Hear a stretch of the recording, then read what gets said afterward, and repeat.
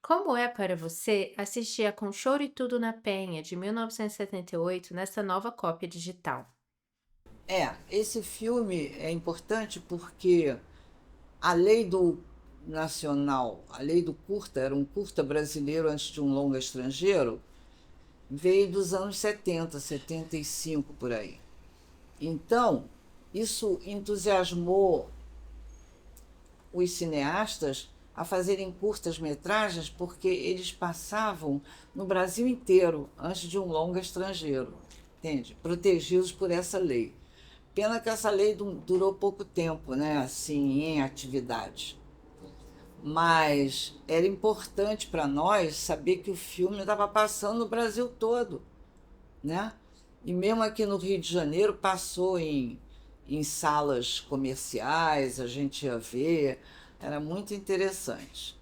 E lá eu conheci também toda uma turma que fazia chorinho nos bares da Penha Circular, e que isso aí gerou um outro filme chamado Só no Carnaval.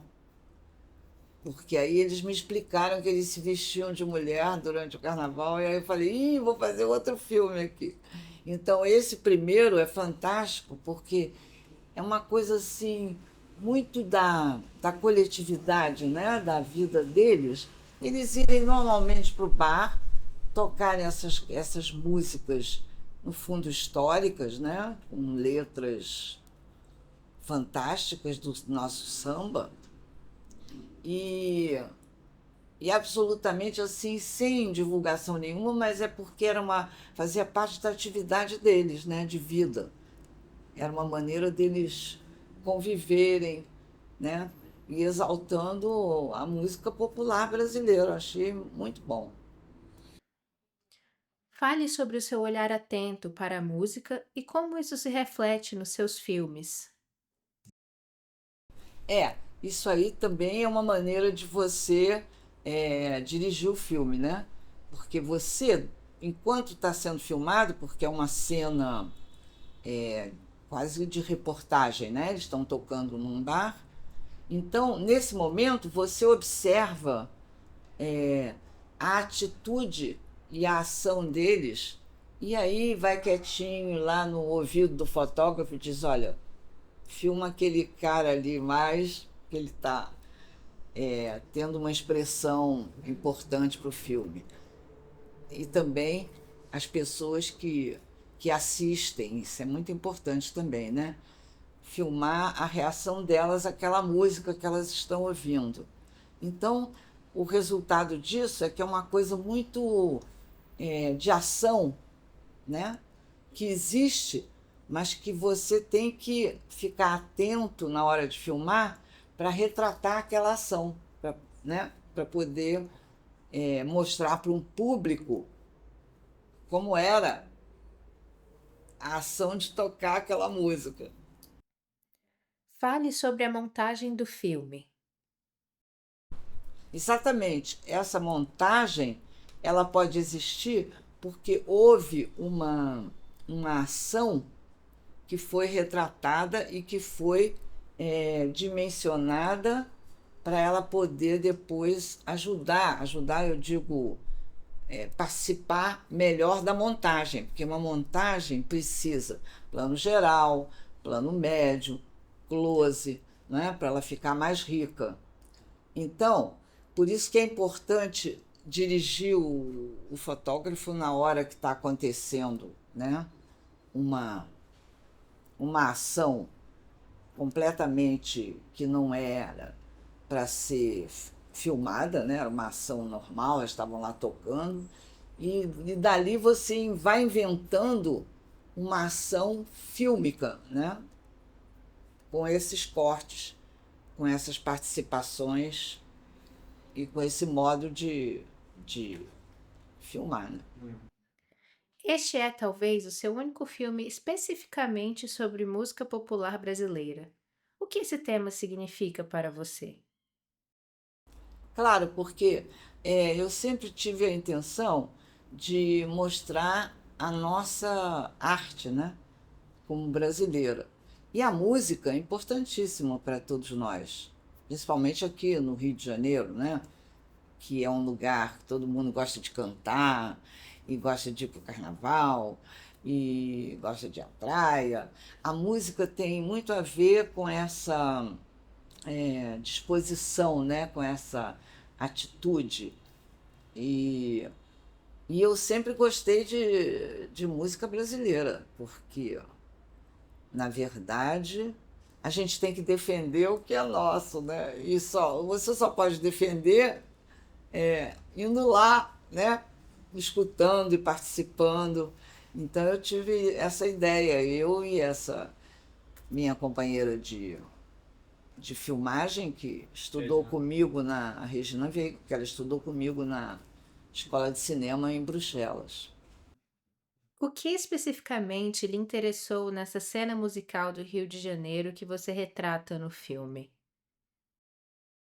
É porque ali é um espaço e popular e falando da música popular, né? Tanto que o título do filme é Com Choro e Tudo na Penha. A Penha é um bairro que a gente não frequenta se a gente não morar lá, né? E, e aí teve uma aproximação, que eu não me lembro direito como é que foi, mas você tem a intenção de filmar a música popular num lugar considerado popular, né? Que no caso é a Penha, a tal da Penha Circular. E esses bares só existem nesses lugares, né? Porque é interessante, esses bairros que são menores, por exemplo, como bairros da Zona Sul, que são maiores, esses bairros as pessoas todas se conhecem e se convidam. Vamos lá ouvir a música que o fulano vai tocar no sábado. É uma coisa assim muito mais amistosa, né? De amigos. Parece um encontro de amigos que vão ao bar e lá resolvem tocar. Entende? Não parece uma coisa assim, por demais profissional, que tem uma distância de um público, né? Foi isso que eu achei interessante. Ah, bom, Eunice, nossa diretora preferida. Bom, o William Plotnick usou um termo que eu gostei muito, que esse caso íntimo, né, da relação com a música nesse filme. E você disse desse espaço dos encontros. E esse filme, especialmente com música.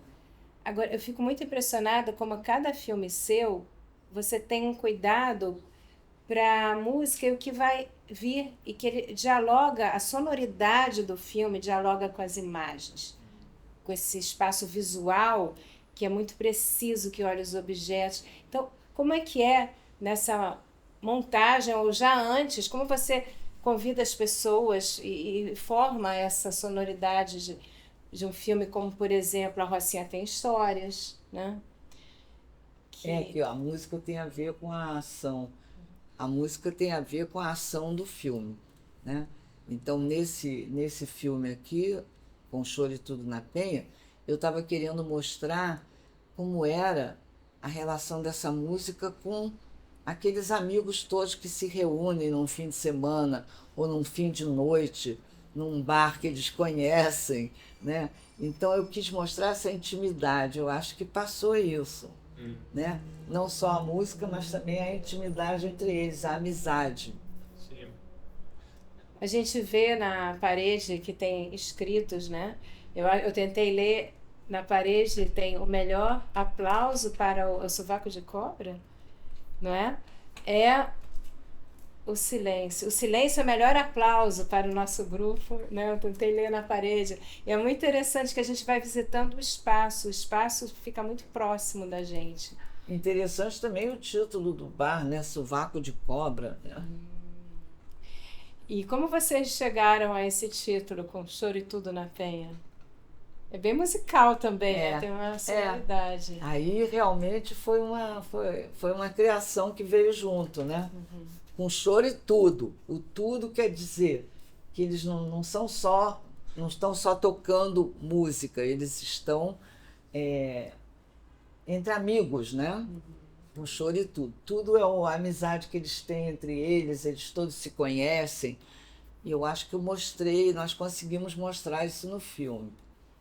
que existe uma, uma como é? Um compartilhamento entre aquelas pessoas que estão ali, né? De amizade, de conhecimento, de... E como era isso na sua vida? Porque você fala desse compartilhamento, né? Eu percebo que até hoje você está sempre muito ativa e com um olhar com tudo que acontece nos movimentos de, do cinema vivo na nossa cidade. Então, como é que é para você, né? Esse partilhar com... Pois é, porque eu me interesso por isso, porque eu também acho que sem esse compartilhamento, quer dizer, sem essa amizade entre as pessoas, a vida fica mais difícil, né? Então, eu acho que a gente sempre tem que formar grupos de amigos, né? Não apenas da família, mas, entende, de pessoas que se interessam pelos mesmos assuntos, né? E vão formando, assim, mesmo sem saber, esses grupos que são importantes para divulgar nossa cultura, né? O que é importante para nós. Susana, você mencionou que não havia visto o filme antes de hoje. Como tem sido o seu processo de pesquisa em relação aos filmes da Eunice? Esse trabalho agora de restauração é a primeira vez que eu assisto com Choro Tudo na Penha, que eu sempre ouvi falar do filme, que é da mesma época de Só no Carnaval, né? Que tem essa história de ter surgido ali a conversa e você, vamos, e surge um outro filme, né? Daquele momento de um dos personagens no Carnaval. E eu sempre falei, meu Deus, quando é que eu vou assistir? E nesse trabalho que foi de botar a mão na massa, primeiro é abrir os baús, né, no acervo da casa da Eunice, como né, a gente não tem assim apoio para um cineasta manter esse material, é mesmo a coragem, né, de pessoas que resolvem, vamos lá abrir o baú.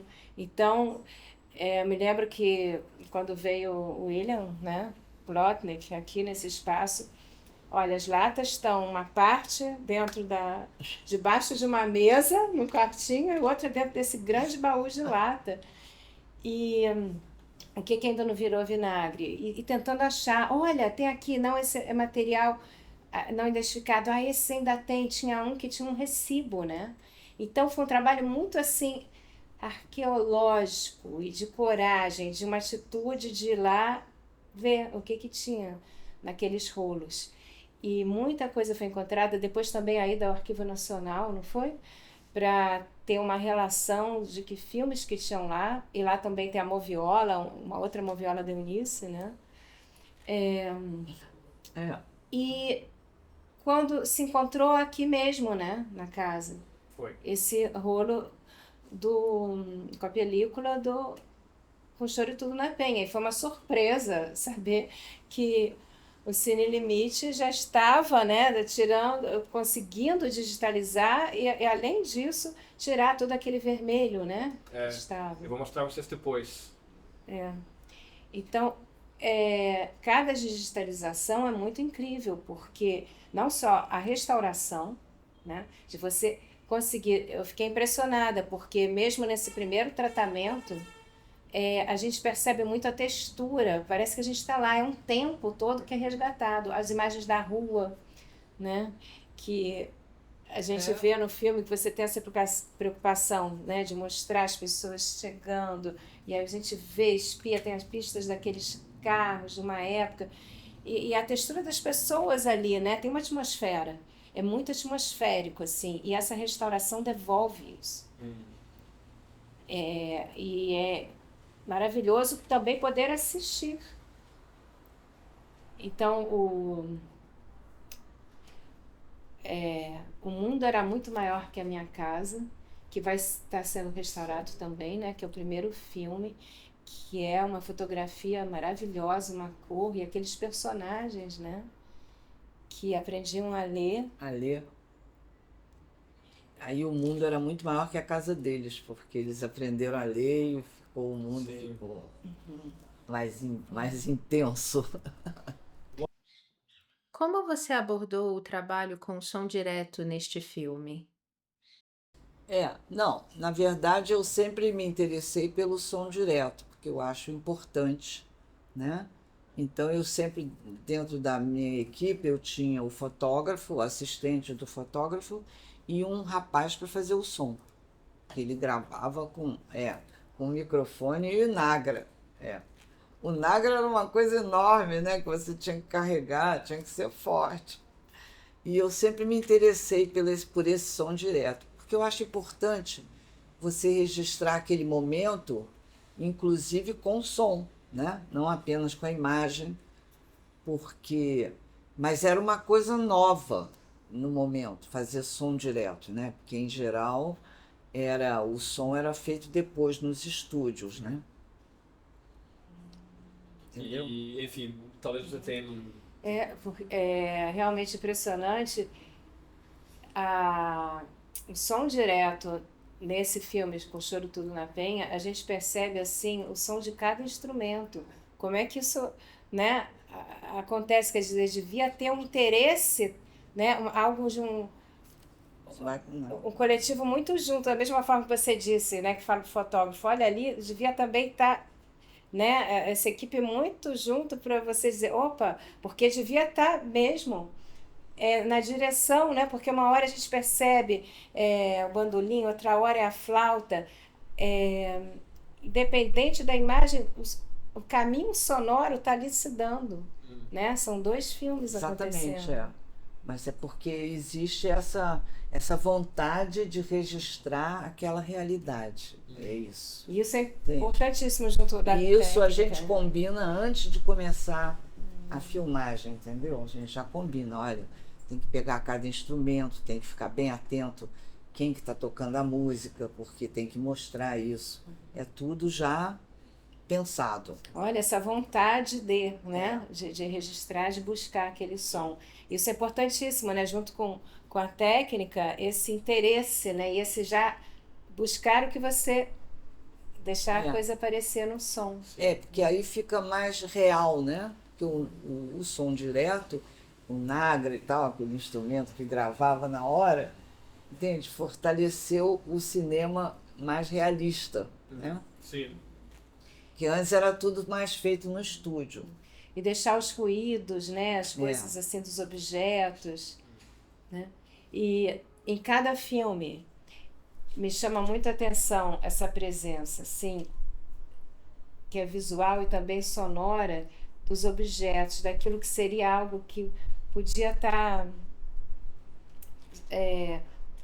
ali como só de passagem, mas não, ele fica presente. Isso você na montagem traz uma respiração. Então são duas coisas que eu vejo. Você tem um olhar que está interessada naquela paisagem, né, nessa realidade das coisas, porque aqueles personagens, você liga muito eles a esse lugar onde eles estão, né? A realidade do local, né? Se é um bar, se é uma casa, se é uma... É impressionante como você capta tantos detalhes íntimos em um ambiente assim.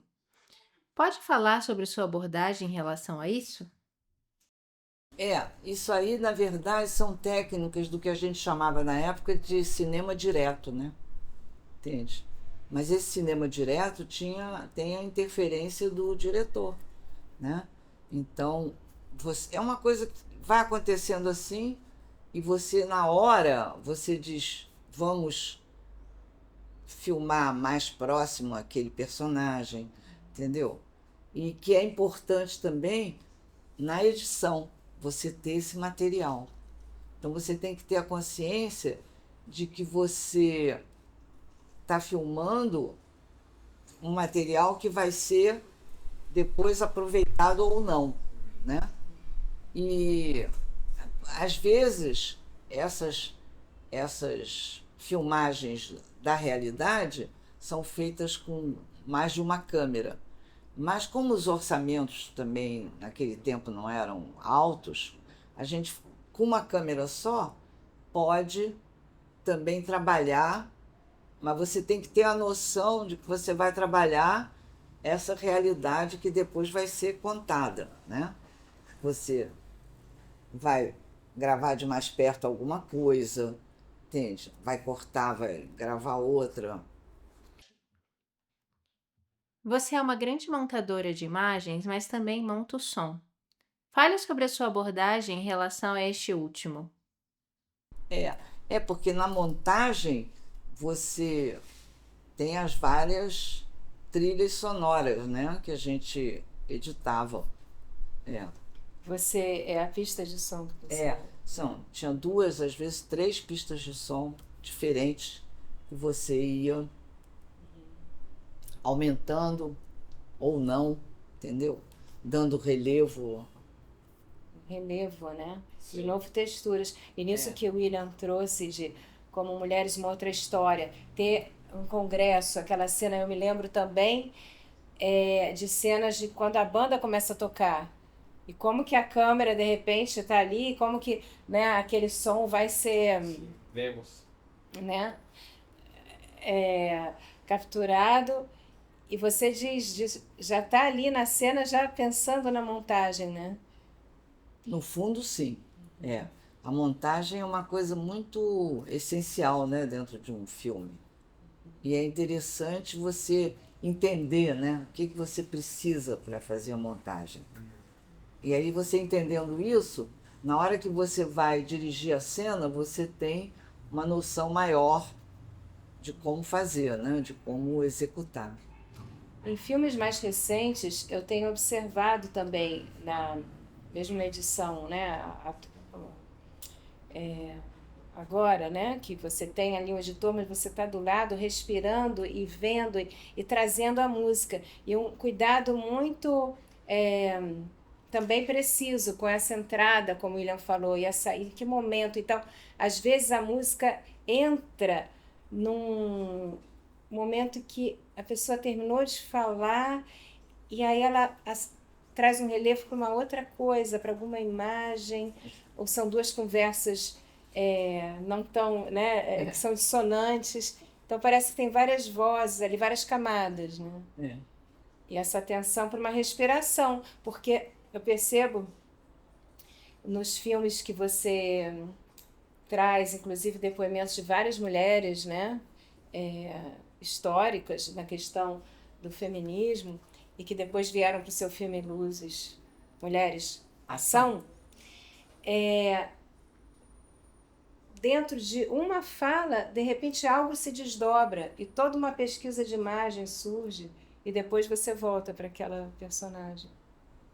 É, porque ali nesse filme do Com Choro e Tudo na Penha, como eles já me conheciam, e também a gente estava num ambiente, eu pude tocar várias vezes a mesma música e filmar, entende, com ângulos diferentes para depois aproveitar na edição algum corte. Puxa. E era uma câmera. Era uma Só uma câmera câmera. Uma câmera. Impressionante. Eu só quero registrar gravado você explicando exatamente como esse filme e como é que esse filme está conectado com Som no Carnaval. Porque eu quero que você conte essa história, porque a abertura de Som no Carnaval é essa personagem tocando aqui nesse filme. E então explica para a gente como um filme trouxe outro, como outro filme foi feito, imagino bem depois esse filme aqui, e qual é essa história de você começar aqui e mudar para o outro? Alguma consideração final? Na verdade, a história começa longe, porque quando eu fui fazer o curso de cinema na Bélgica, não tinha mulheres diretoras, né? Quase, no mundo. Então me disseram, olha, uma profissão boa para as mulheres aqui na Europa é edição. Edição naquela época chamava montagem. Montagem. Aí citavam o nome de umas montadoras francesas que vinham nos dar aula e tal. E uma delas ela era montadora do Alain René. Bom, e aí, então, eu fui fazer um curso de montagem. Na verdade, na escola de cinema, eu tinha que fazer um curso de direção. Então, eu, quando voltei para o Brasil, Disseram, montagem, Eunice? Aqui não tem, não é profissão de mulher, ninguém vai ficar numa sala escura com você, porque a sala era escura com uma lâmpadazinha assim, pequena, que a gente editava. Aí eu falei, tudo bem, eu acendo a luz e a gente faz o filme. E eu comecei fazendo montagem de filmes, né? De curtas, depois de longas metragens, mas aquela minha vontade de dirigir o filme já sempre existiu. E quando apareceu essa lei do curta, nos anos 70, que eu tinha acabado de chegar, né? Eu cheguei da Europa no início dos anos 70, eu falei, é agora, pronto. Então eu fazia edição durante a semana e no fim de semana eu fazia meus filmes, entendeu? E aí eu fui desenvolvendo, agora eu só faço os meus filmes. Consegui. Aí. E aí, então, algo... E é mesmo muito impressionante essa sua vontade de chegar, de descobrir algo através dos seus filmes, né? Esse vontade de ver o que tem ali. Você sempre vai a algo mais, você não fica num pensamento acabado, no que é o comum, você realmente consegue abrir ali uma fenda. Como é que é isso? Que vontade é essa? É muita curiosidade. E naquele tempo existia uma coisa impressionante que era o tal do cinema verdade, né? Então essa verdade te leva a aprofundar, entende? A relação com as pessoas que você está conhecendo. Muito interessante isso, entende? Porque não fica uma coisa distante, fica uma coisa de mais intimidade. E aí, essa intimidade que a gente buscava é o que se chamava naquele tempo de realidade. Então, Eu vou querer que você cante uma música, porque ele foi direto ao ponto. Você conhece muita letra de música. E eu não sei cantar, não. Peixe Comentários ela finais. parece. Agora ela No já quer que eu carnaval, cante. ó, foi numa casca de banana que eu pisei. Pisei, escorreguei, quase caí. Mas a turma lá de trás gritou: oi, tem nego bebo aí? Tem nego bebo aí.